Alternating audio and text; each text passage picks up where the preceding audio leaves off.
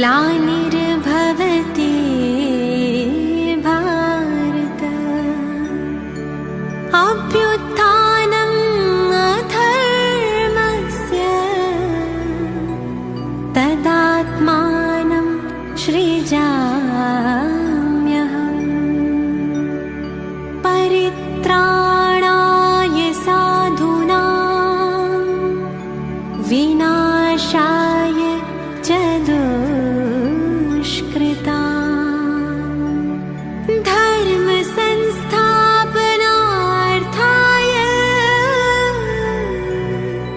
संभवामि संगम युगे।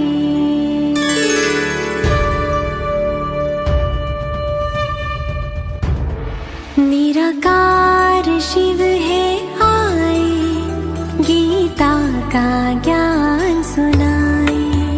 निराकार शिव है आए, गीता का ज्ञान सुनाए। ब्रह्मा तन आधार ले सच्ची सच्ची गीता सुनाए। निराकार शिव है आए, गीता का ज्ञान सुनाए।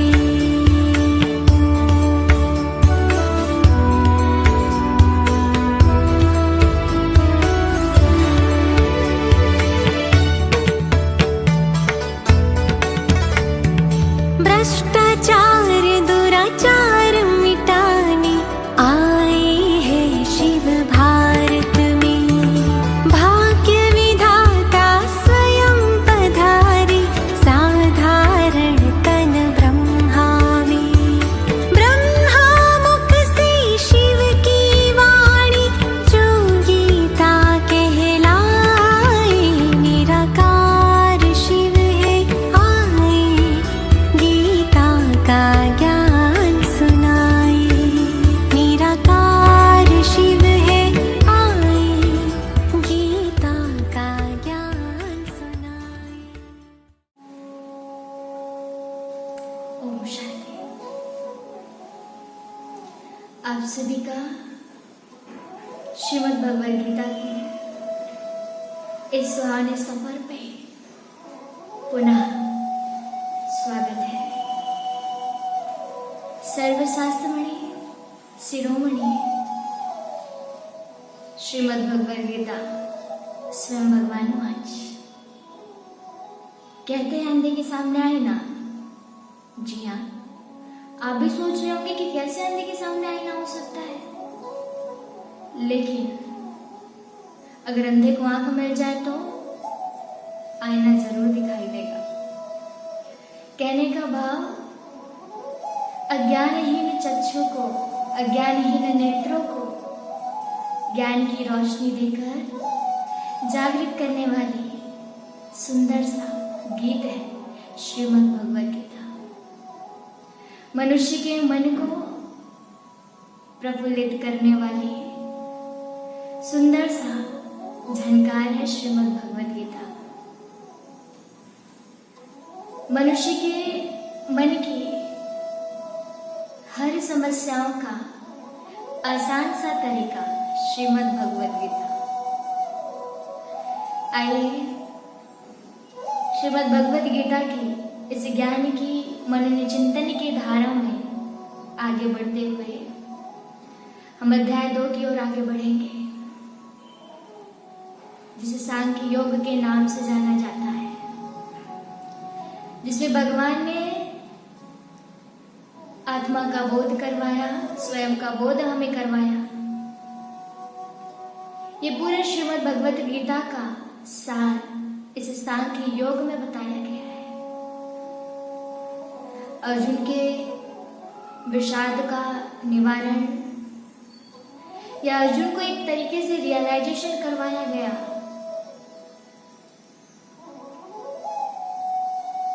इसमें जो बातें बताई गई है, शायद हमारी जिंदगी में जो संघर्ष जो चल रहा है या समाज में जो संघर्ष चल रहा, उसके लिए आत्मा का ज्ञान कितना महत्वपूर्ण रखता है।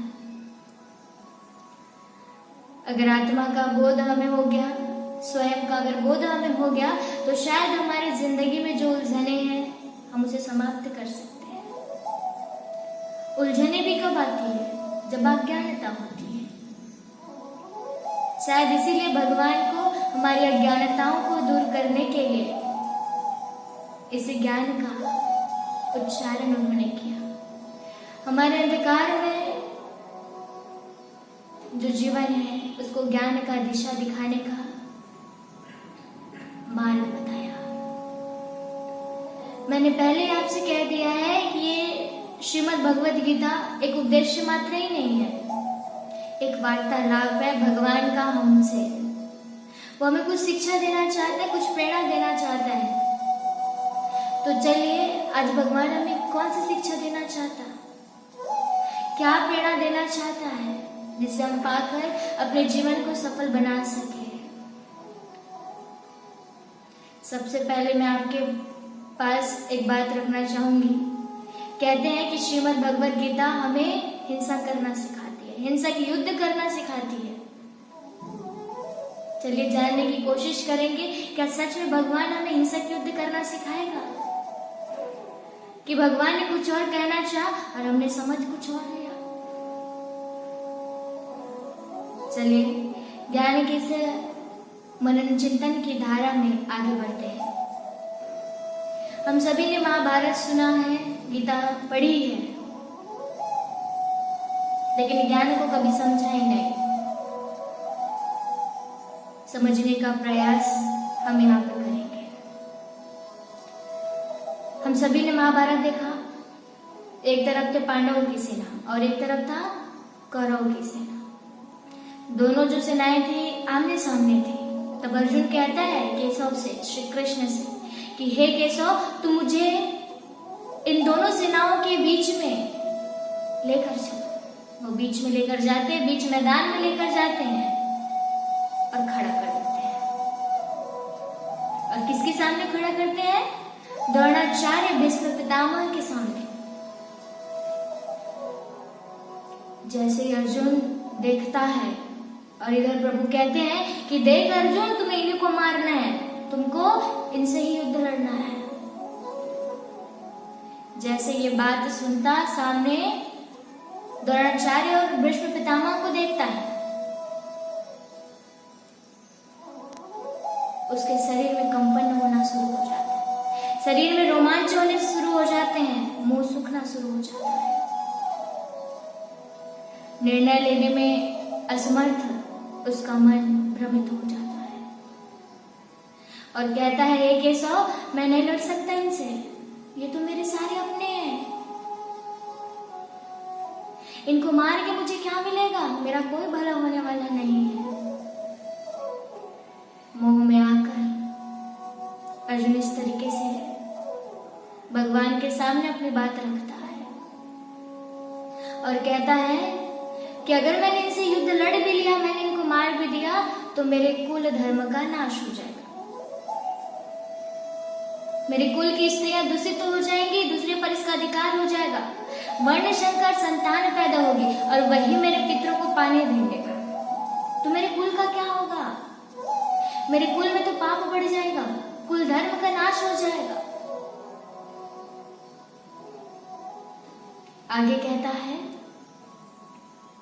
कि अगर कुल धर्म का नाश हुआ तो मैं नरक को प्राप्त करूंगा। कुलक्षय प्रणश्यति कुल धर्मा सनातना। देखिए यहाँ पे क्या कह रहे हैं अर्जुन कि अगर कुल धर्म का नाश हो जाएगा तो मैं नरक को प्राप्त करूंगा। कुल धर्म सनातन है। इस बात पे हम चिंतन करेंगे। इस बात में भी भगवान हमको बहुत बड़ी सीख देना चाहता है। चलिए समझने का प्रयास हम करेंगे। क्या कहता है? कुल धर्म के नाश होने से मैं नरक को प्राप्त करूंगा, कुल धर्म नाश हो जाएगा। अब ये बताइए क्या श्रीमद् भगवद गीता के किसी भी अध्याय में, किसी भी श्लोक में ये बात लिखी है कि कुल धर्म का नाश हो जाएगा? कुल धर्म के बारे में क्या भगवान ने कहा है? नहीं कहा है। भगवान ने सनातन धर्म की बात कही है, शाश्वत धर्म के बारे में कहा है। कुल धर्म के बारे में भगवान ने कहा ही नहीं। तो ये कुल धर्म बनाया किसने? ये जात पात कौन बनाया? मैं आपके सामने छोटा सा एग्जाम्पल रखती हूँ, संत मीराबाई। हम सभी उसके बारे में जानते हैं। मीराबाई ने क्या किया? अपने जीवन में अपने घर को छोड़ने का निर्णय कर लिया और चल पड़ी। रानी से भक्तन बनने का निर्णय किया, बन गई और चल पड़ी गलियों में भजन कीर्तन गाने, संतों के साथ बैठकर प्रभु की याद में। उनकी सास उनको देखती और कहती है, पता नहीं हमने कैसी बहू को प्राप्त किया है जो हमारे कुल धर्म को नाश करने के लिए तुली है, हमें कहीं भी मुंह दिखाने लायक नहीं छोड़ने वाली है। इस तरीके की बातें उनकी सास उनसे करते हैं। बहुत समझाए, बहुत डांटा। अब आप मुझे बताएं, क्या आज मीराबाई है? नहीं है। उनकी सास है? नहीं है। लेकिन आज लोग किसकी गाथा गा रहे हैं? किसकी इतनी महिमा कर रहे हैं? उस मीराबाई की जिन्होंने कुल धर्म को नहीं देखा, आत्मधर्म को देखकर आत्मधर्म की स्थापना की, प्रभु के प्रति अपने निष्ठा का प्रदर्शन किया, लोकलाज को भूल गई, त्याग दी। उस मीराबाई को याद कर रहे हैं या उसकी सास को जो कुल धर्म का स्थापना करना चाहती थी? अब बताइए, तो ये कुल धर्म बनाया किसने? ये जात पात भेदभाव किया किसने? भगवान ने कहीं पर भी कुल धर्म की बात नहीं की है, सनातन धर्म की बात की है। आत्म धर्म को ही सनातन कहा, शाश्वत कहा, जो सदैव अमर है। तो ये कुल धर्म बनाया किसने?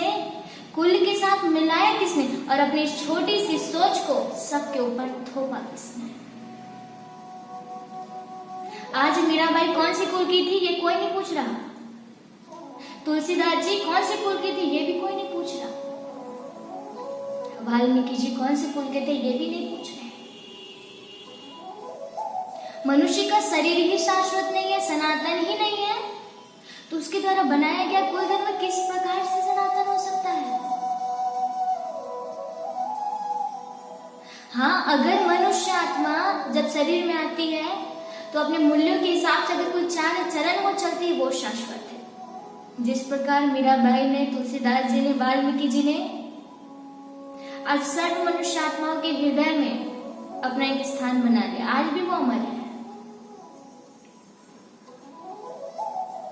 देखिए, भगवान ने कहीं पे भी कुल धर्म की बात नहीं कही। आज भगवान के सामने किचड़े में खिलने वाला कमल का फूल भगवान के चरणों में अपनी जगह बना लिया, सिर पे अपनी जगह बना लेता है। उन्होंने कभी भी भेदभाव नहीं किया, किसी भी मनुष्य को देख के नहीं कहा तू काला है, गोरा है, तो मैं तुझे पसंद नहीं करता, तू मेरे मंदिर में नहीं आ सकता। क्या कहा है ऐसा? नहीं। तो हम किस जात पात के, काले गोरे, अमीर गरीब की भावना लेकर बैठे हैं? देखिए, आज आगे अर्जुन अपनी इस छोटी सोच का बहुत अच्छे तरीके से प्रदर्शन करते हुए कहता है कि केशव, मैंने इतना पढ़ाई कर लिया, मैंने गुरुकुल की विद्या भी प्राप्त कर ली, लेकिन आज तक मेरे अंदर समत्व की भावना नहीं आई है। इसीलिए तो कहते हैं ज्ञानी मैं हूं, ज्ञानी कहने से मैं ज्ञानी नहीं बन जाता। अगर ज्ञानी गण, ज्ञानी लोग अगर मुझे ज्ञानी कहें तब मैं ज्ञानी कहलाता हूं। कितनी सुंदर सी बात कही गई है। आज भी हम अपने ओर देखें, आज भी हमने बहुत पढ़ाई किया है, बहुत डिग्रियां हैं हमारे पास, लेकिन कहीं ना कहीं हमारे अंदर भी वो समत्व की भावनाएं नहीं है।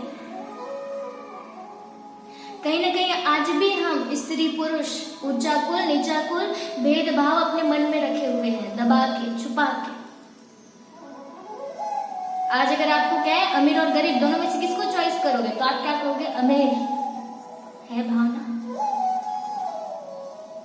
तो ये कुल धर्म किसने बनाया? मनुष्य आत्माओं ने। तो मनुष्य आत्माओं के द्वारा बनाया गया ये कुल धर्म क्या शाश्वत हो सकता है? आज 21वीं सदी में ये भेदभाव, ऊंच नीच, जात पात, अमीर गरीब की भावना आज देखने को मिल रही है। छोटी सोच का प्रदर्शन आज हमारे सामने हो रहा है। एक कहानी मैं आपको बताती हूँ, रियल घटना है जो हमारे सामने चलते ही रहता है। एक बार एक बुजुर्ग आए थे, उन्होंने अपनी छोटी सोच का बहुत अच्छे तरीके से प्रदर्शन करते हुए बताया, कहा कि मेरी 9 संतान है, लेकिन 9 संतान में केवल मेरी बेटी ही मेरा सहारा है।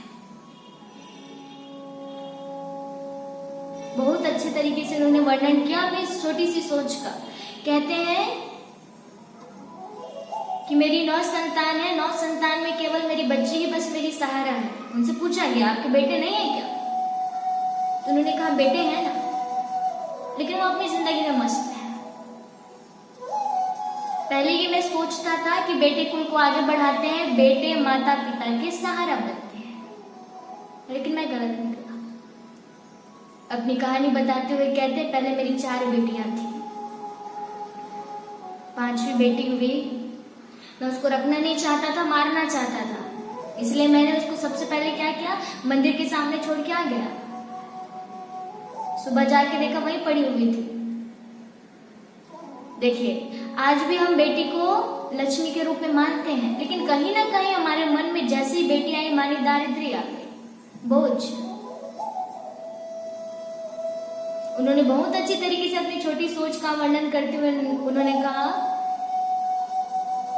कि मैं अपनी बेटी को मारना चाहता था, नहीं रखना चाहता था, मंदिर के सामने रख के आया, सुबह जाके देखा वहीं पे पड़ी हुई थी, उठा के लाया, सोच लिया था घर लेके जाना नहीं है, किसी भी तरीके से इसको मारना नहीं है, रखना नहीं है। क्या किया, दूसरा अभ्यास उन्होंने किया, प्रयास उन्होंने किया कि कंबल लिया, कंबल से उस बच्ची को अच्छी तरीके से, नन्ही सी बच्ची को बांध दिया और रख दिया 2 घंटे। बच्ची की किस्मत अच्छी थी, बच गई, मरी नहीं। ऐसे उन्होंने बहुत प्रयास किया, प्रयास करने के पश्चात भी वो सफल नहीं हो पाए। लास्ट में सोचते हैं कि चलो भगवान की मर्जी है, रख लेते हैं, रख लिया। कुछ समय पश्चात उसकी पत्नी को 6वीं संतान के रूप में बेटा प्राप्त हुआ। अब इधर देखिए, जैसे ही उसकी पत्नी को बेटा प्राप्त होते गया, उसकी पहली, दूसरी, तीसरी जो बेटियां हैं वो मर गई। कुछ समय पश्चात उसकी पत्नी को भी बड़ी बीमारी हो गया, वो भी मर गई। अब बचे कौन? 4 बेटे, पापा और वो बेटी जिसको वो मारना चाहते थे। अब ध्यान से सुनिए, उस छोटी सी बच्ची जिसको उसके पापा मारना चाहते थे, उसने क्या किया, कमाया, अपने 4 भाइयों को पढ़ाया और पापा का सहारा बन गई। आज वो 4 बेटे अपनी जिंदगी में मस्त हैं, पापा को धुतकार रहे और बेटी पापा को संभाल रही है। क्या कहेंगे? कुल धर्म क्या है और जीवन की सच्चाई क्या है? ऊंचा कुल, नीचा कुल, ये किसने बनाया? बेटी, बेटा, स्त्री, पुरुष, ये सब का भेद किसने बनाया? मनुष्य आत्माओं ने। तो क्या मनुष्य आत्माओं के द्वारा बनाया गया ये कुल धर्म शाश्वत हो सकता है, सनातन हो सकता है? नहीं। भगवान ने कहीं पे भी कुल धर्म को सनातन नहीं कहा, शाश्वत नहीं कहा। भगवान ने आत्म धर्म को शाश्वत कहा, सनातन कहा, प्रकृति धर्म को शाश्वत सनातन कहा, परमात्मा को सनातन शाश्वत का, कुल धर्म नहीं। आज मनुष्य का शरीर ही शाश्वत नहीं है, तो उसके द्वारा बनाया गया ये कुल धर्म कैसे शाश्वत हो सकता है?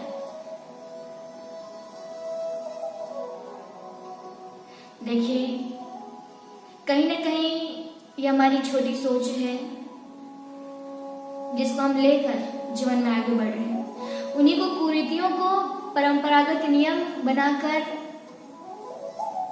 भगवान के इस बनाए गए अनुशासन में हम छेड़छाड़ी कर रहे हैं। ऐसा न करें।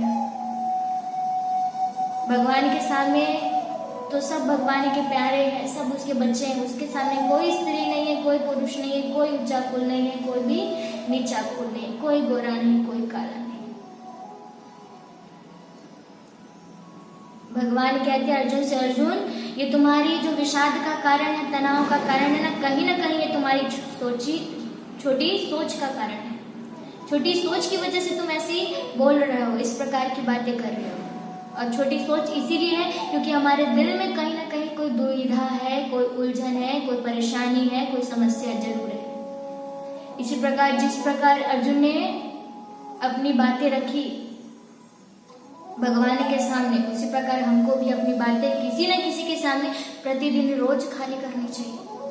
जी हाँ, किसी न किसी के सामने का मतलब ऐसे नहीं कि राह चलते हम किसी को अपनी बात बता दें, जो आज हम देख रहे हैं। आप ही सोचिए, आपके साथ भी ये होता होगा कि हमने किसी मित्र को अपना बनाकर पूर्ण विश्वास के साथ उसको बता देते हैं वो बातें, कि वो किसी को नहीं बताएगा, हमारा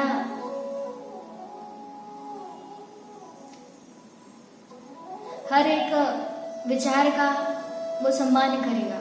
लेकिन क्या होता है, जिस इस बात विश्वास के साथ हमने उस व्यक्ति को बताया, शायद उसका भी कोई मित्र होता है, वो भी उतना ही विश्वास उसके ऊपर करता है, वो भी हमारी बातें उनको जाके बता देता है। फिर उसका भी कोई मित्र होता है, वो भी अपने मित्र को बता देता है। और जब हम उन्हीं मित्रों से मिलते हैं तो उसकी नजरें हमारे प्रति कैसी हो जाती है, नकारात्मक। अरे इन्होंने तो ऐसे किया, इनके साथ तो ऐसे ऐसे हो गया। कहीं ना कहीं हमारी बातें जो हमने दूसरों को बताई वही हमारे दुख का कारण बन जाता है। इसलिए भगवान कहते हैं अपनी सारी दिल की बात मेरे सामने रखो। इसलिए तो हमारे पूर्वजों ने मंदिर बनाया है, लेकिन आज मंदिर केवल एक शिकायत करने का भवन हो गया है। भगवान के सामने अपने दिल की बातें रखना है। जिस प्रकार अर्जुन ने अपनी दिल की बातें रखी, उसी प्रकार हमको भी अपने दिल की बातें भगवान के सामने रखना है।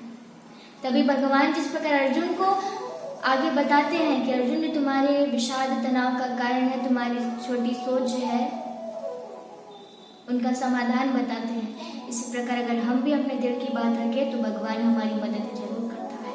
मनुष्य आत्मा मदद नहीं कर सकते। चलिए, जब अर्जुन अपनी बात रखता है, गुरु द्रोणाचार्य और भीष्म पितामह को देख के कहता है कि जिन गुरु द्रोण ने दी मुझे धनुष विद्या, उन पर धनुष उठाऊं कैसे, और पूजन योग्य भीष्म पितामह उस पर बाण चलाऊं कैसे। अब भगवान कहते हैं मुस्कुराते हुए, अर्जुन मुंह में फंस गया है।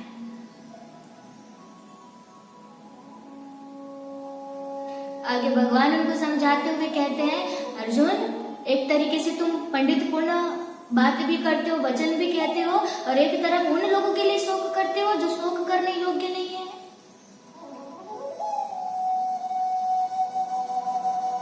फिर कहते हैं जो ज्ञानी होते हैं ना अर्जुन, न वो जीवित के लिए ना ही मृत्यु के लिए शोक करते हैं। क्यों?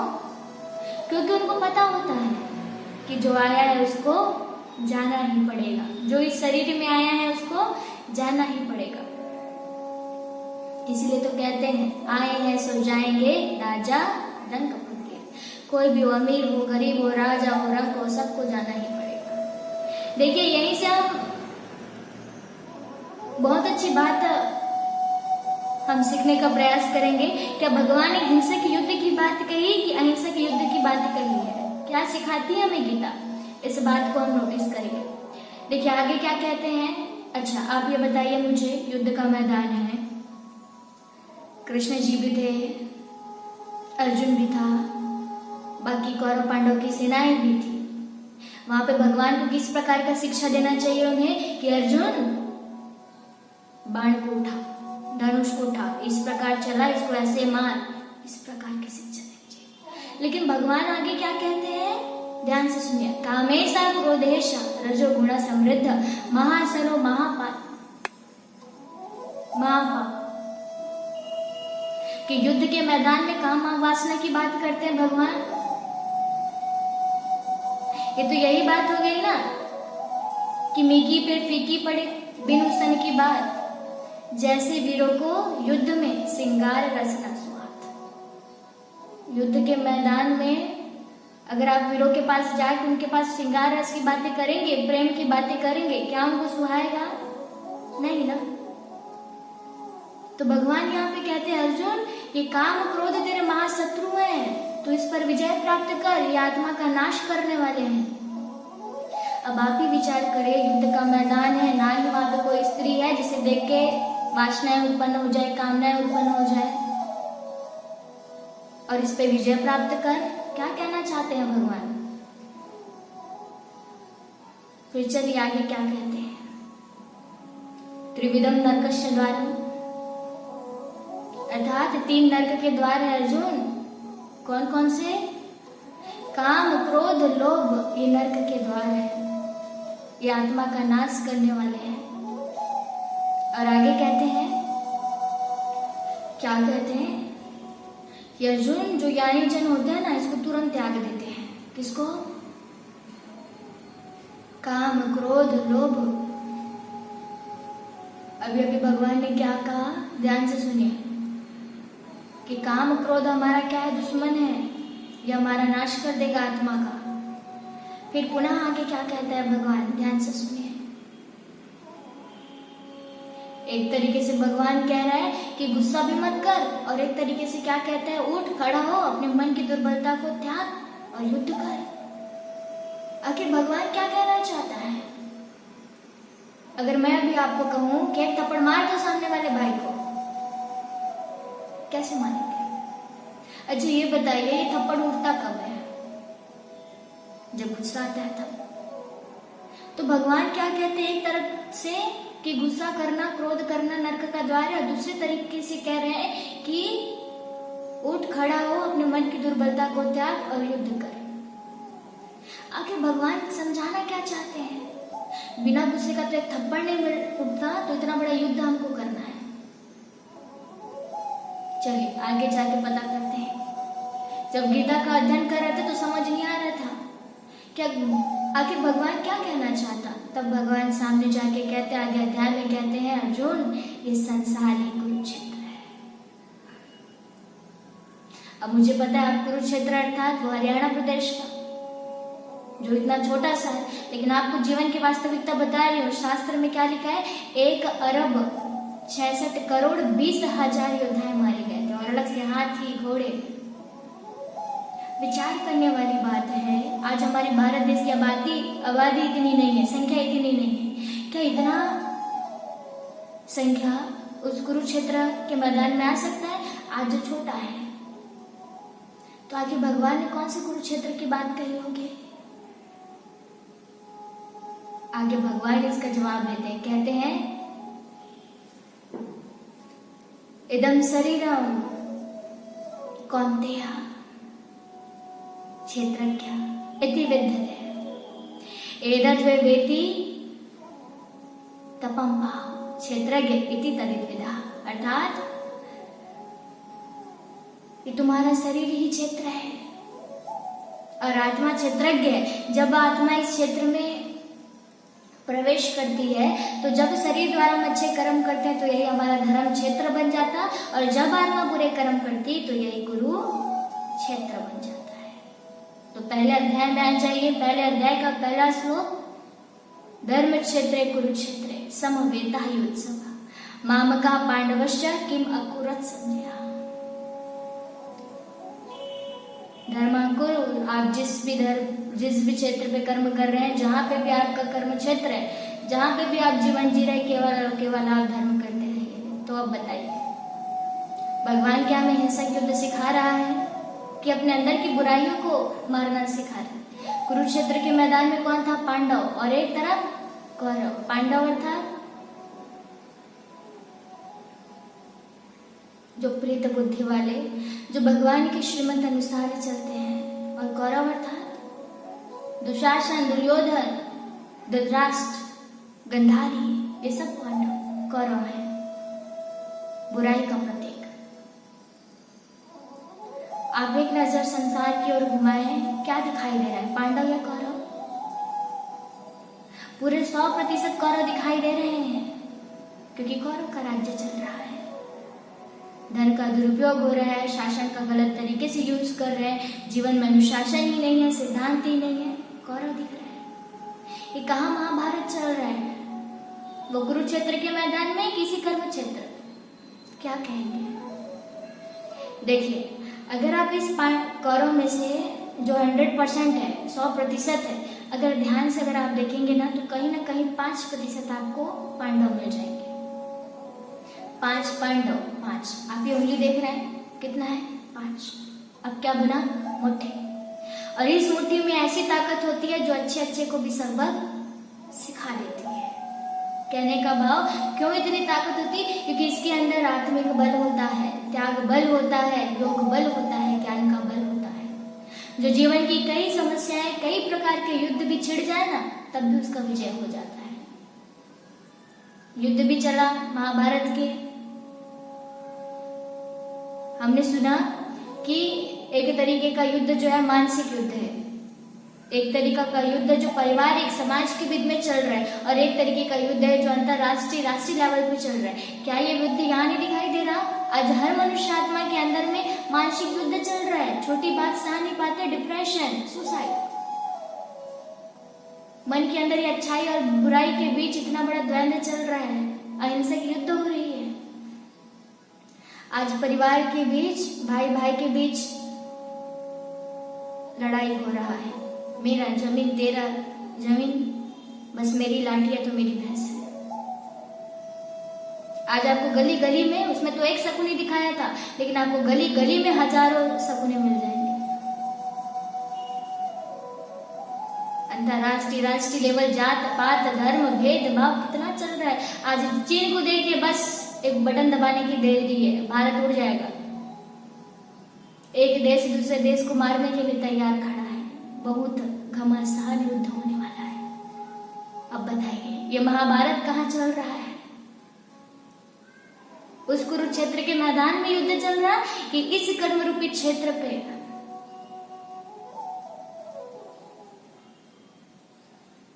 तब भगवान आगे अर्जुन को आत्मज्ञान का बोध करवाते हैं कि अर्जुन, ये हमारे अंदर चलने वाले जो बुराई है उसके साथ तुम्हें युद्ध करना है। ये हिंसक युद्ध की बात नहीं है, ये अहिंसक युद्ध की बात है। आगे भगवान बहुत अच्छे तरीके से आत्मा का बोध करवाते हुए अर्जुन को कहते हैं कि अर्जुन, जैसे देहधारियों में 3 अवस्था होती है, बचपन, यौवन और बुढ़ापा। ये 3 अवस्थाएं हैं। उसी प्रकार देह की प्राप्ति का भी एक अवस्था है, परिवर्तन अवस्था है। इसमें आत्मा का कभी भी नाश नहीं होता। कितनी सुंदर बात से, सिंपल बात से भगवान ने स्पष्ट करते हुए कहा कि जैसे एक बच्चा होता है, बच्चा जब बड़ा होता है, किशोर अवस्था में जाता है, तो उसको खुशी होती है कि मैं बड़ा हो गया। शोक करता है, दुख मनाता है? नहीं मनाता। फिर पुनः जब वो बड़ा होता है, जब बुढ़ापे की ओर आगे बढ़ता है, तब भी वो शोक नहीं करता है, दुख नहीं मनाता है। क्यों? क्योंकि वो अनुभवी हो गया। फिर जब हम इस देह की प्राप्ति का, परिवर्तन का समय आता है, जब एक देह को छोड़कर जब दूसरी देह की प्राप्ति करती है आत्मा, तब हम शोक क्यों मनाते हैं? ये भी परिवर्तन अवस्था है, ये भी सहज है।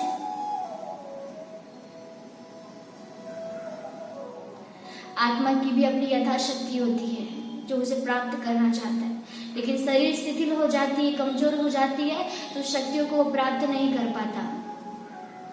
इसलिए पुनः वो साधन ढूंढता है, एक नए देह का तलाश करता है। इसलिए वो देह का त्याग कर, पुराने देह को त्याग कर नए देह को प्राप्त करते हैं। तो ये भी अवस्था है, परिवर्तन अवस्था। इसमें दुख क्यों होना चाहिए?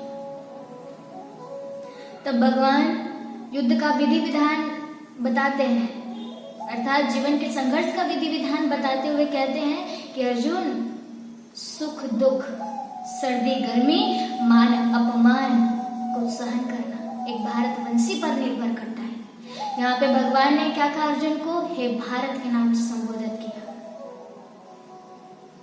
क्योंकि ये ज्ञान केवल एक अर्जुन के लिए नहीं, पूरे भारतवासियों के लिए है। और हम क्या समझते हैं कि किसी युद्ध के मैदान में केवल एक अर्जुन था, भगवान ने उसी को ज्ञान दिया। क्या भगवान को एक ही मनुष्य आत्मा का समस्याएं दिखी होगी? नहीं, भगवान के पास तो सर्व मनुष्य आत्माओं की समस्याएं थी। उसके सामने तीनों काल थे, उसी चीज को ध्यान में रखते हुए उन्होंने ये गीता का ज्ञान दिया। हम सभी अर्जुन के, एक अर्जुन के लिए नहीं। चलिए, बहुत सुंदर बात कही। सुख दुख, सर्दी गर्मी, मान अपमान को सहन करना एक भारतवंशी पर निर्भर करता है। सुख दुख हमें किससे मिलता है? साधनों से।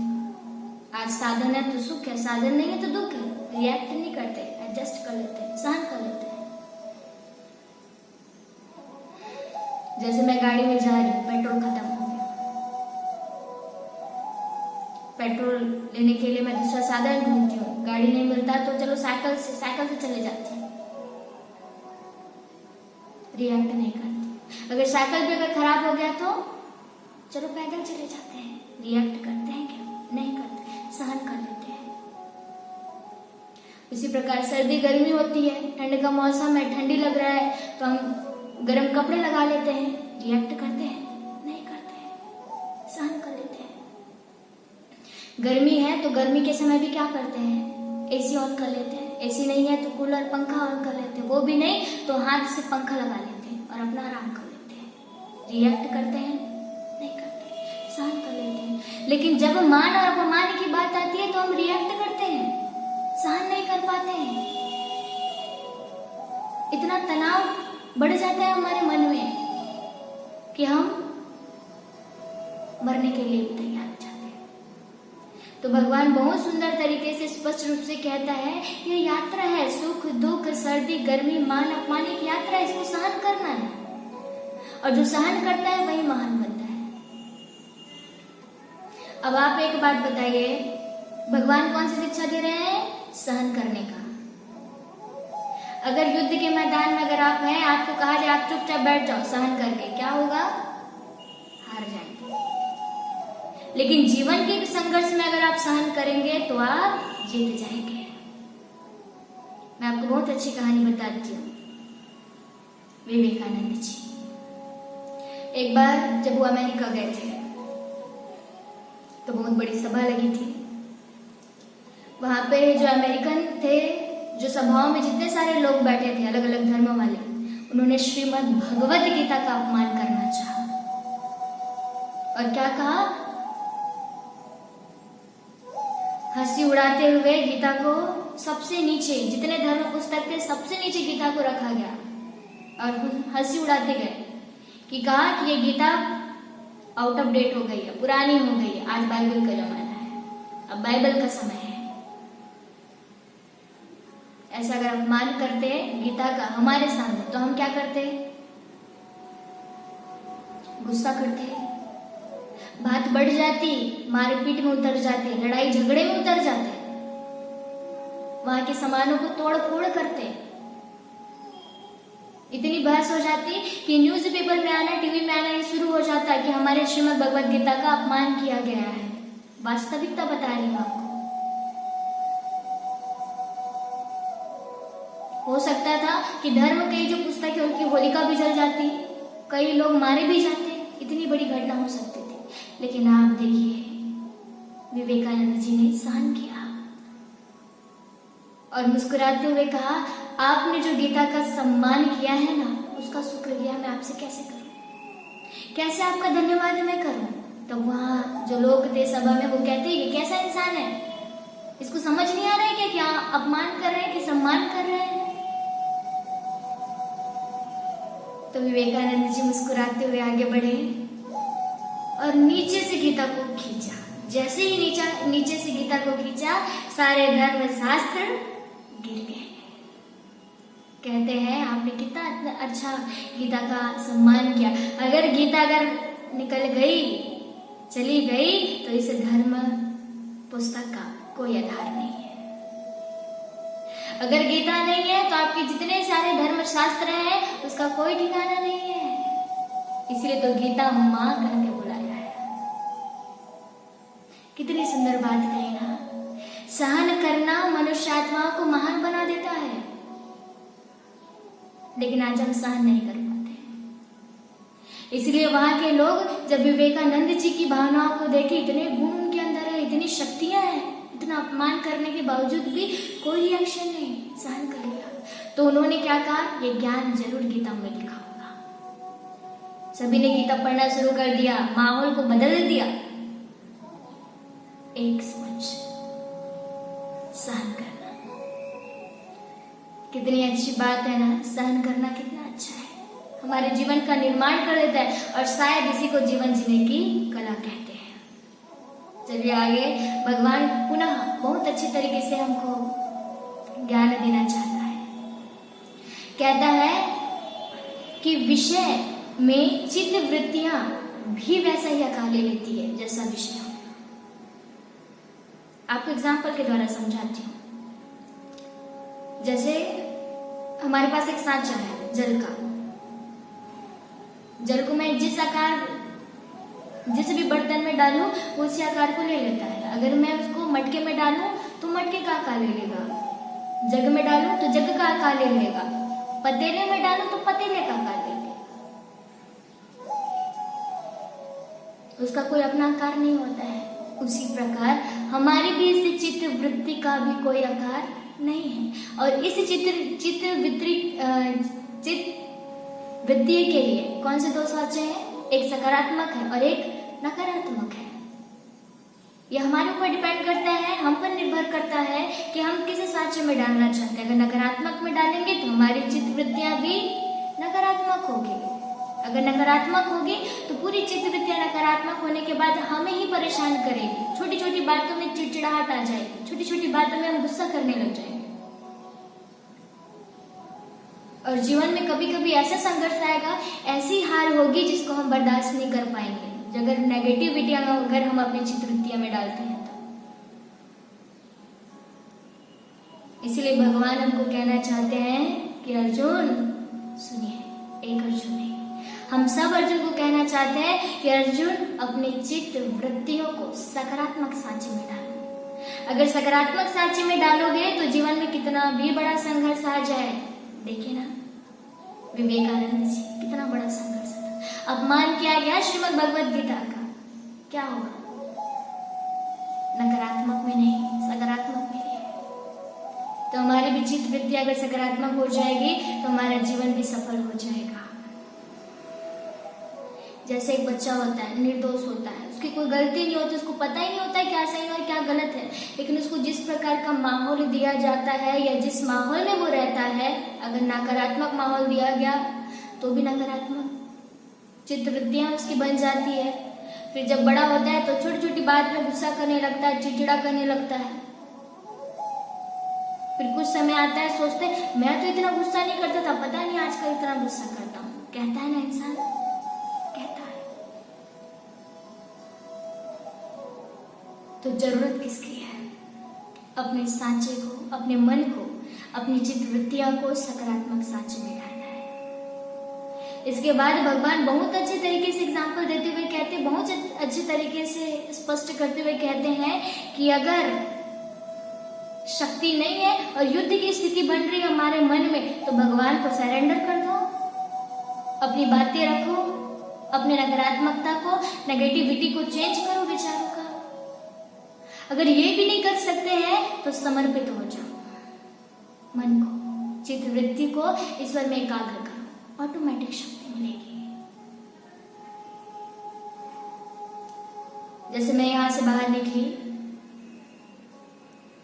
निकली तो सूरज की किरणें मुझ पर पड़ती है। मैं सूरज को कहती नहीं हूँ कि ऐ सूर्य तू अपनी गर्माइश मुझे दे, बोलना नहीं पड़ता है, ऑटोमेटिक उसकी गर्माहट मेरे अंदर आ जाती है, मेरे रोम रोम में वो बस जाती है।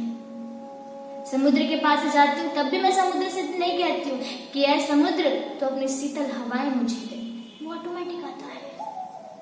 अगर इसीलिए भगवान बहुत अच्छी तरीके से बताते हैं कि अगर शक्ति नहीं है नकारात्मक विचारों को परिवर्तन करने की, नकारात्मकता को शांत करने की, तो अपने आप को भगवान में एकाग्र करो। और एकाग्र करने का मतलब ध्यान को लगाओ परमात्मा में।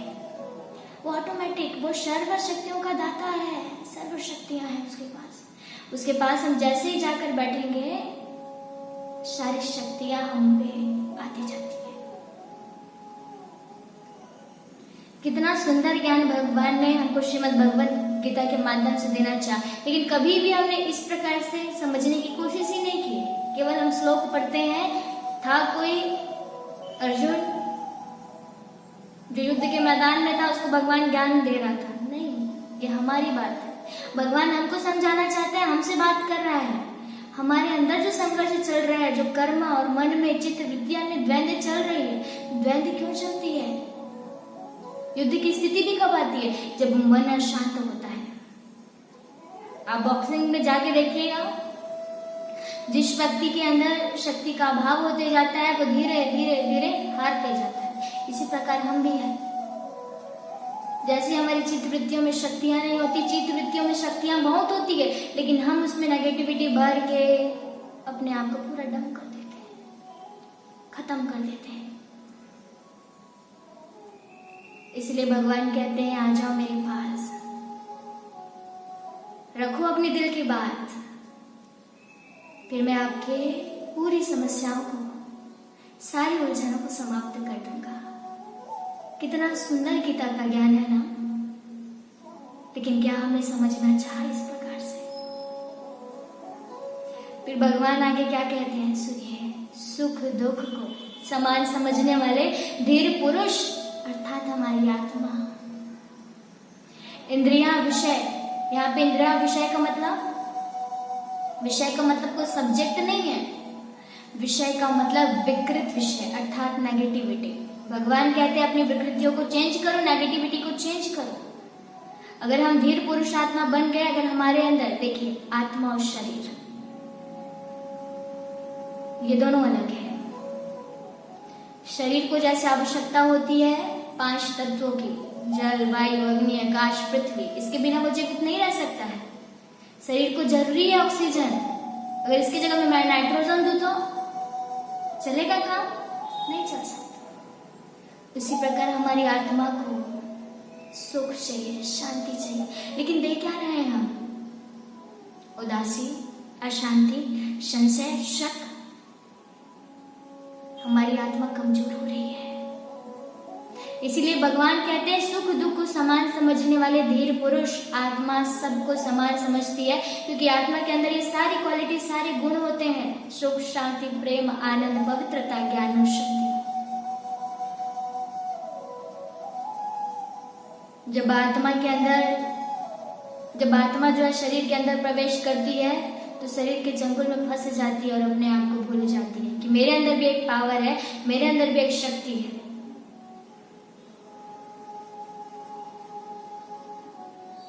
कहने का मतलब, आज हमारे जीवन में जब भी कोई परिस्थिति आती, कोई भी समस्या आता है, वो हमें कुछ सिखाने के लिए आती है। तभी कहीं जाकर हमारे अंदर की शक्तियां जो है बाहर आती है। इसलिए भगवान के पास जाके हम क्या कहते हैं, विषय विकार मिटाओ पाप हरो देवा। यहाँ पे विषय का मतलब विकृत नेगेटिविटी है, जो भगवान के सामने कहते हैं कि भगवान हमारे अंदर की नकारात्मकता को निकालो। लेकिन हम क्या कहते हैं, आज भगवान के पास जाते हैं, इतनी फास्ट तरीके से भगवान से प्रार्थना करते हैं, कर्पूर गौरम करुणावतारम संसार सारम भुजेंद्रहारम त्वमेव माता च पिता त्वमेव। भावना कभी समझा नहीं। विषय विकार मिटाओ पाप हरो देवा। तो भगवान कहते हैं इतनी भी फास्ट मत चलो, समझो। तो भगवान यहाँ पे कहते हैं अपनी विकृतियों को निकालो, नकारात्मकता को निकालो और अपने जीवन को सकारात्मक सांचे में डालो। ये प्रकृति का नियम है, सुख दुख सर्दी गर्मी मान अपमान। जब तक परिस्थितियां नहीं आएगी, उलझने नहीं आएंगे तो हम उलझाएंगे कैसे? और उलझाएंगे नहीं तो हमारे अंदर वो विजडम विवेक आएगा कैसे? एक बार मैं आपको बहुत अच्छी कहानी बताती हूँ, रियल है, प्रैक्टिकल है। एक मनुष्य आत्मा ने अपना अनुभव सुनाया, कैरेक्टर है वो। उन्होंने कहा कि जैसे मेरी कॉलेज की पढ़ाई कंप्लीट हुई, एमकॉम मैंने कंप्लीट किया, मेरा तुरंत जॉब लग गया। मैं असिस्टेंट डायरेक्टर बन गया किसी बैंक में। मैं बहुत खुश था। मैं सोचता था कि सब तो कॉलेज से निकलते हैं, इतना जॉब के लिए ढूंढते, इतना भटकते हैं, फिर भी जॉब नहीं मिलता। लेकिन मैं तुरंत निकला, मुझे जॉब लगी, बहुत खुश था। लेकिन 1 साल के अंदर ही उसके सामने ऐसी परीक्षा, ऐसी पेपर आया कि वो बहुत उदास हो गया। बैंक में बहुत बड़ा घोटाला हो गया और वो नया नया था, अनुभव नहीं था उसके पास, सारा इल्जाम उसके ऊपर। उसको समझ नहीं आ रहा था, सोचता है कि मैंने ऐसे कुछ कर्म किया ही नहीं है, तो मेरे ऊपर इतना बड़ा इल्जाम कैसे लगा सकते हैं? क्योंकि उसके पास कोई सबूत नहीं था अपने आप को प्रूव करने के लिए। वो इतना दुखी हो गया, इतना दुखी हो गया। भगवान के पास जाके लड़ाई करता है, प्रभु तू तो जानता है ना मैं नेकी पे चलने वाला हूँ, सत्य के मार्ग पे चलने वाला हूँ, मैंने कभी किसी का गलत नहीं किया, फिर आज मेरे साथ गलत क्यों हुआ? बहुत लड़ता है, उसका मन उदास हो जाता है। जीवन में, भविष्य में उसको कुछ भी दिखाई नहीं देता, सारा अंधकार उसके जीवन में आ गई। सब बात यही कहते हैं कि भाई कुछ नहीं होता है, नया जॉब मिल जाएगा, लेकिन जब जब वो नई जॉब की तलाश में जाता था वो बातें सामने आ जाती थी, क्योंकि वो घटना ऐसे न्यूज़पेपर में छप गई थी, चारों तरफ फैल गया था, कहीं ना कहीं वो बात सामने आ जाती थी और मेरे मन को उदास कर देता था। मैं बहुत उदास हो गया, इतनी नेगेटिविटी आ गई कि मैं डिप्रेशन में चला गया था। मैंने पहले बहुत अच्छे तरीके से सोचा, बढ़िया जॉब है, फील्ड भी अच्छा है, अच्छे से मेहनत करूंगा तो जल्दी जल्दी मेरा प्रमोशन भी हो जाएगा, लेकिन आज मेरी हालत क्या है? जब वो पुनः आगे बढ़ता है तब उसका दोस्त जो उसके साथ कॉलेज में पढ़ा रहता है वो आता है, मिलता है, उसके बारे में जब उसको पता चलता है तुरंत उसे मिलने आता है, कहता है ये क्या हालत बना रखी है इतनी? तो कहता है मुझे कुछ भी नहीं सोचता है भाई, तू तो जानता है ना कि मैं नेकी पे चलने वाला, मैं कभी कोई गलत काम नहीं कर सकता, लेकिन इतना बड़ा इल्जाम मेरे ऊपर कैसे लगा? वो कहता है कोई बात नहीं, हर कोई यही कहता है जो भी आता है कि कोई बात नहीं, लेकिन मेरे अंदर वो डाइजेस्ट नहीं हो पा रहा है, मैं सहन नहीं कर पा रहा हूँ उस बात को। उसका दोस्त उसको एक सत्य मार्ग दिखाते हुए कहता है कि अच्छा ठीक है, अभी खाली है, जॉब नहीं मिल रहा है, एक काम कर, IAS का फॉर्म लाया भर दे। बहुत प्रेरित करता है, भर कुछ नहीं होता, मन को एक दिशा तो मिलेगी, इतना भटक रहा है तो। और कहता है IAS का फॉर्म भर और अपने अंदर की शक्ति को निकाल, क्योंकि तू कॉलेज में बहुत ब्राइट स्टूडेंट था, टॉप में आने वाला था, आज क्या स्थिति बना के रखी है अपनी? जैसे ही IAS का फॉर्म भरता है, पास हो जाता है, निकल जाता है, फिर धीरे धीरे उसके मन को एक दिशा मिल जाती है। जैसे ही दिशा मिलती है, एग्जाम दिलाते जाता है, कलेक्टर बन जाता है। जब वो कलेक्टर बनता है तब उसकी बात में समझ आती है कि मेरे साथ इतना जो कुछ हुआ वो क्यों हुआ। कहने का भाव यही है कि जब हमारे साथ कुछ परिस्थिति आती है, समस्या आती है, जब उसमें विजय प्राप्त करते हैं तब ये बात समझ आती है कि भगवान नहीं चाहता कि हम उस जगह रहें। भगवान हमारी शक्ति के अनुसार से हमको कहीं और लेके जाना चाहता है, किसी बड़े पद में, किसी बड़े पोजीशन में लेके जाना चाहता है। अब क्या कहेंगे, समस्या आती है, हमको ऊपर उठाने के लिए आती है कि नीचे गिराने के लिए आती है? भगवान हम सबको जानता है, सबको पहचानता है कि किसके अंदर कितनी शक्ति है, कितनी ताकत है। इसलिए तो किसी ने कहा है कि मैंने भगवान से शक्ति मांगी, उन्होंने मुझे समस्या दी उलझाने के लिए, और जैसे मैं समस्या उलझाते गया मुझे जीवन जीने का तरीका आ गया। तो आज हमको मान अपमान मिलता है तो हम दुखी क्यों हो जाते हैं? भगवान कितनी सुंदर बात इस गीता ज्ञान के माध्यम से हमको समझा दिया। क्या कभी हमने ऐसा समझा? क्या इस बात को समझने की कोशिश हमने करी? नहीं किया ना। भाव यही है कि हम सब आत्माएं हैं और आत्मा का जो स्वरूप है एक छोटा सा बिंदु सा सूक्ष्म इसी भ्रिकुटी के बीच में रहता है, और इसमें इतनी असीम शक्ति, असीम पावर है, इसके लिए कोई भी चीज ऐसा नहीं है जो वो ना कर सके। लेकिन जैसे ही हम इस शरीर के बहाने में आते हैं हम अपनी शक्तियों को भूल जाते हैं। एक अंतिम कहानी आपके सामने रखूंगी। एक बार एक राजा, उसकी 4 रानियां थी। वो पहली पत्नी को बिल्कुल प्रेम नहीं करता था, उसके साथ जाता ही नहीं था, उसके पास जाता ही नहीं था, ना ही बात करता था। इस कहानी में ये पूरा ज्ञान का सार समाया है, ध्यान से सुनिएगा। अब उसकी दूसरी पत्नी, पहली पत्नी कुरूप थी, अच्छी नहीं दिखती थी, दूसरी पत्नी सुंदर थी, समझदार थी, इसलिए राजा उसके पास जाता था, अपनी बातें रखता था, अपनी समस्याओं को रखता था और कहता था, रानी मेरी ये समस्या है, समाधान करो ना। रानी कर देती थी पूरा। अब राजा की तीसरी पत्नी जो बहुत बुद्धिमान थी, बहुत सुंदर भी थी, राजा उसको बहुत प्रेम करता था। कहीं भी बड़े आदमियों से मिलने जाता था, वीआईपीओं से मिलने जाता था तो उसको अपने साथ लेके जाता था। ये हो गई उसकी तीसरी पत्नी। फिर राजा की चौथी पत्नी जो सबसे ज्यादा राजा उससे प्यार करता था, प्रेम करता था, 24 घंटे उसके पास रहता था। वो जैसे ही कोई इच्छा करती तुरंत राजा कहता है जी रानी हो जाएगा, एक एक इच्छा को पूरी करता। ये 4 रानियां। अब एक दिन क्या होता है, राजा को पता चलता है कि वो मरने वाला है। तो राजा सोचता है मेरी 4 रानी है, चारों में से कोई ना कोई तो जाएगी ना मेरे साथ। राजा इसके पास जाएगा पहले, अपनी सबसे छोटी पत्नी जिसे वो सबसे ज्यादा प्रेम करता है, और जाता है और कहता है रानी सुनो ना। तो रानी कहती है हाँ बोलिए, मैं ना मरने वाला हूं, क्या तुम मेरे साथ चलोगी? तो रानी कहती है क्या बात करते हो राजन, अब जैसे ही मरोगे ना सबसे पहला साथ में आपका छोड़ दूंगी।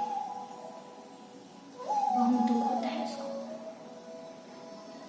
सोचता है जिसके पीछे मैंने जीवन भर लगाया, एक एक इच्छा पूरी करी, आज वो मेरे साथ जाने के लिए तैयार नहीं है।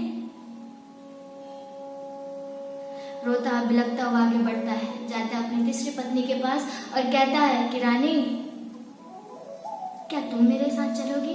उसकी तरफ से वही आंसर आता है, कहता है कि राजन ये क्या बात करते हो, जैसे ही तुम मरोगे ना आज मैं तुम्हारे पास हूं, मैं कल किसी और के पास चली जाऊंगी। पुनः उसको दुख होता है, जिसको सबसे ज्यादा प्रेम किया वो भी नहीं जाने वाली, उसके बाद दूसरे नंबर पे जिसको इतना प्रेम किया वो भी आज मेरे पास जाने वाली नहीं है। तब राजा पुनः आगे बढ़ता है अपनी तीसरी पत्नी के पास, जाके कहता है रानी मैं आज एक समस्या लेके आया हूँ, तुमने हर बारी हर समय तुमने मेरी हर एक समस्या का समाधान किया, इस बार भी कर दो। तो रानी कहती है हाँ बोलिए राजन। फिर वो कहता है कि रानी मैं मरने वाला हूँ, क्या तुम मेरे साथ चलोगी? जैसे ये बात सुनती है रानी कहती है राजन हर बार मैंने आपकी समस्या दूर किया, लेकिन इस बार नहीं हो पाएगा।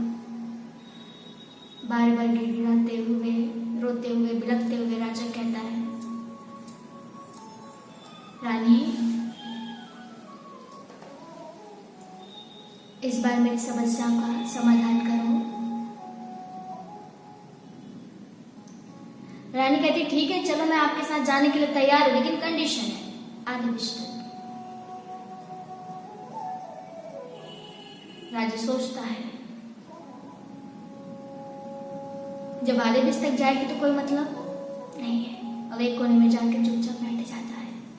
जब चुपचाप बैठता है, रोते रहता है, बिलखते रहता है, तब कहीं जाके पीछे से आवाज आती, कहती है राजन मैं आपके साथ जाने के लिए तैयार हूँ।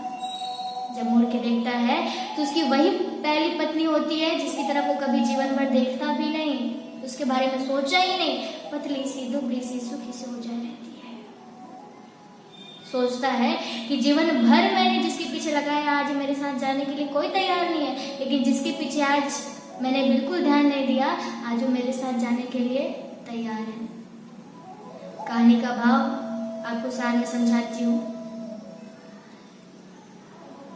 हमारी चौथी पत्नी अर्थात हम आत्मा है राजा, और राजा की सबसे प्रिय रानी अर्थात ये हमारा शरीर, जिसके पीछे हम इतना भाग रहे हैं, इसके एक एक इच्छा को पूरी करने के लिए क्या नहीं क्या कर लेते हैं। और जब हम आत्मा यहाँ निकलेंगी, यहाँ से निकलेंगी तो सबसे पहले क्या छोड़ेगा? ये हमारा शरीर। फिर दूसरी पत्नी जिसके पीछे भी हम बहुत भागते हैं, लेकिन वो भी हमारे साथ जाने वाली नहीं है। क्या हो सकता है? जिसने कहा था आज मैं आपके पास हूं तो कल मैं किसी और के साथ चली जाऊंगी। अर्थात धन संपत्ति आज हमारे पास है, जैसे ही हम शरीर छोड़ेंगे वो किसी और के पास चली जाएगी। इसके पीछे भी हम बहुत भाग रहे हैं। तीसरी पत्नी, जब जब समस्या होता था राजा का, समस्या आता था राजा के पास, तब तक उस रानी के पास जाता था, कहता था रानी मेरी समस्या है, समाधान करो। नहीं मिला, कहती है कि ठीक है जाने के लिए तैयार हूं, लेकिन आधे बजे तक। तो आज भी हमारे पास समस्या आती है तो हम किसके पास जाते हैं? बताने के लिए। यही बात है अपने सगे और संबंधियों के पास। जब हम शरीर का त्याग करते हैं तभी हमारे सगे और संबंधी कहाँ तक जाते हैं हमारे साथ? शमशान घाट तक। क्या वो हमारे साथ पूरे परम धाम की ओर जाते हैं क्या? नहीं ना। हम इन तीनों के पीछे कितना जीवन लगा दिए, कितना कुछ कर रहे हैं, लेकिन ये तीनों हमारे साथ जाने वाले नहीं हैं। और एक पत्नी जिसके साथ हमको जाना है, जो तैयार हो गई जाने के लिए, वो है हमारे कर्म, जिसके ऊपर हमने कभी भी जीवन में ध्यान भी नहीं दिया, और वही हमारे साथ जाएगी। कहने का भाव यही है कि हम एक आत्मा है, आत्मा के साथ कुछ भी जाने वाले नहीं है, कोई भी सगी संबंधी, ना ही धन संपत्ति, ना ही ये शरीर। जाएंगे तो केवल और केवल कर्म। तो हमको जरूरत है अपने कर्म को सुधारने का। चलिए, श्रीमद् भगवत गीता की ज्ञान की धारा में भगवान ने बहुत अच्छी प्रेरणाएं हमको प्रदान किया है। इस ज्ञान को हम केवल सुने ही नहीं, जीवन में धारण करें, और जीवन में धारण करके अपने जीवन को सफल बनाएं। चलिए, इसी के साथ हम भगवान से अपना नाता जोड़ेंगे। सभी ध्यान से बैठेंगे, सभी शांत रूप में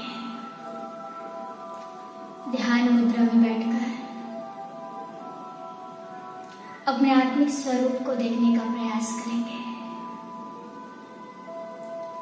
अपने आप को संसार की सर्व बातों से समेट लें। अपने मन बुद्धि को शांत कर लें और फील करें, मैं एक आत्मा हूं। मैं आत्मा इस शरीर के भृकुटी के बीच में विराजमान हूं। देखिए, मस्तक के बीच में एक छोटा सा चमकता हुआ सितारा अपने मन की आंखों से देखिए। मैं आत्मा हूं, मेरे अंदर असीम शक्तियां हैं। सुख, शांति, प्रेम, आनंद, पवित्रता, ज्ञान और शक्तियां हैं। ये सर्व गुण मेरे आत्मा के अंदर है। चलिए, अपने आत्मा को अपने मन की आंखों से देखने का प्रयास करते हैं। अपने मन और बुद्धि को एकाग्र करते हैं। सभी के सभी अपने आप को एक ज्योति स्वरूप आत्मा के रूप में देखने का प्रयास करें। यही हमारा वास्तविक स्वरूप है। हम शरीर नहीं, हम एक आत्मा है। हमें अद्भुत शक्तियां हैं। ऐसा कोई भी कार्य नहीं है जिसे हम ना कर सके। समर्पण कर दे सब कुछ भगवान के सामने। दुख, दर्द, समस्या, परिस्थिति, जवाबदारी, अपने आप को आत्मा के रूप में देखें।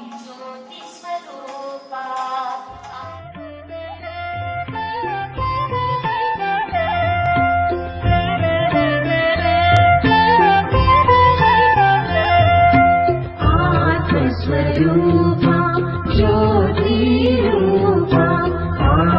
आत्मस्वरूप ज्योतिरूप आत्मस्वरूप ज्योतिरूप आत्मस्वरूप ज्योतिरूप आत्मस्वरूप ज्योतिरूप नन्नारूप ज्योतिरूप नन्नारूप ज्योतिरूप नन्नारूप ज्योतिरूप नन्नारूप ज्योतिरूप नन्नारूप ज्योतिरूप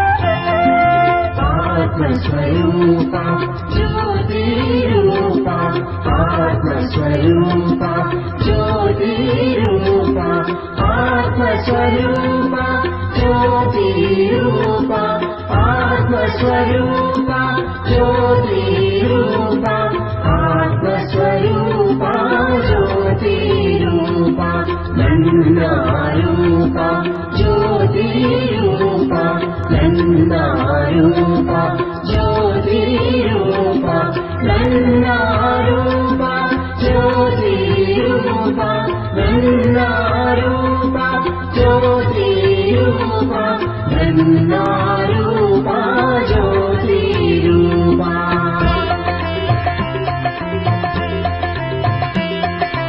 आत्मा ज्योति ज्योति आत्मा ज्योति ज्योति आत्मा ज्योति ज्योति आत्मा ज्योति ज्योति आत्मा ज्योति ज्योति आत्मा ज्योति ज्योति आत्मा ज्योति ज्योति आत्मा ज्योति ज्योति आत्मा ज्योति ज्योति आत्मा ज्योति ज्योति आत्मा ज्योति ज्योति आत्मा ज्योति ज्योति